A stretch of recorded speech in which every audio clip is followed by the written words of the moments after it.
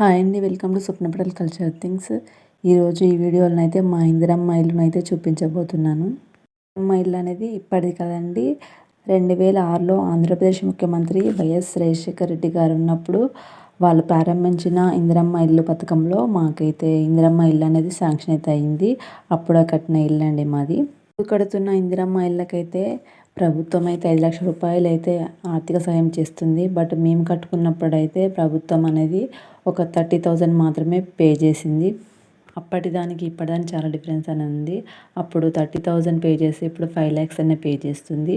But ఇప్పుడున్న ఇందిరమ్మ ఇళ్ళ గోడలు అయితే 4 ఇంచుల గోడలతో అయితే కడుతుర్రు. బట్ మా కట్టినప్పుడు అయితే 9 ఇంచుల గోడలు కట్టారు. అందుకే చాలా చిన్నగా వచ్చింది, లేకుంటే పెద్దగా వచ్చేదేమో, అంటే స్పేస్ అనేది ఎక్కువ వచ్చేదేమో అంటున్నా.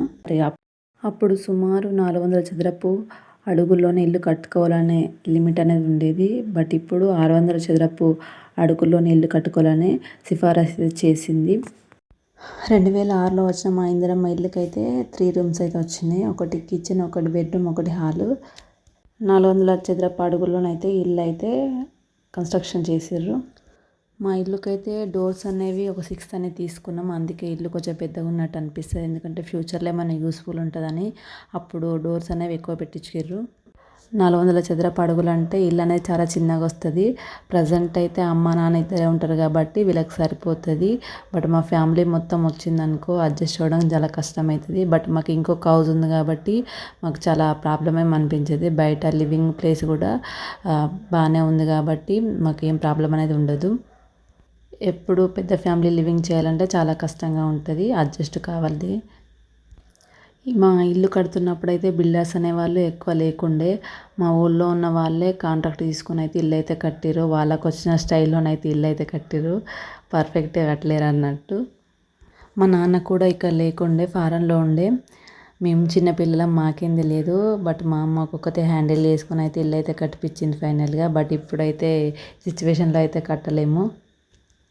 అక్కడ ఉన్న విండో ప్లేస్లో సెల్ఫ్స్ రావాలి, బట్ అక్కడ విండో పెట్టారు వెంటిలేషన్ కోసం అంట. నెక్స్ట్ కిచెన్ అండి, దేని దానికే డోర్స్ అనేవి పెట్టించారు.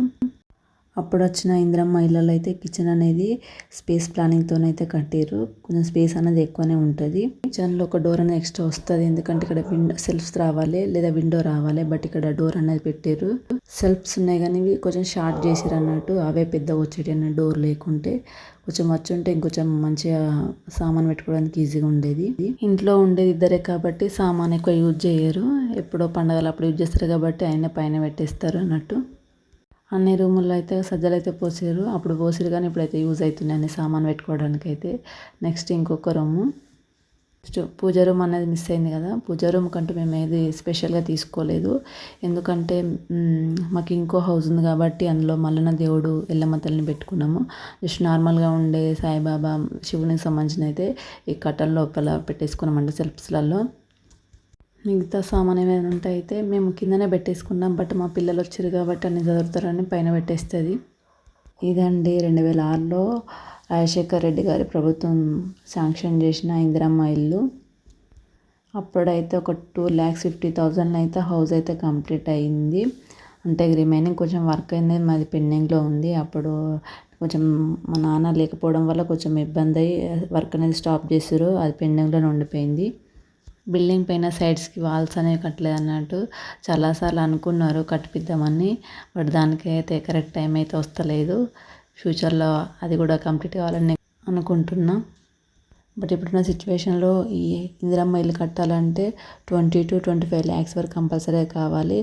బట్ అప్పుడే మేము ఇందిరమ్మ ఇల్లు అయితే 2,50,000 అయితే కంప్లీట్ అయితే చేసిర్రు. రిమైనింగ్ పెండింగ్లో ఉన్న వర్క్ను కూడా అప్పుడే కంప్లీట్ చేసి ఉంటే బాగుండేది అనిపిస్తుంది, ఎందుకంటే అప్పుడు మేస్త్రీలు సరిగా లేరు.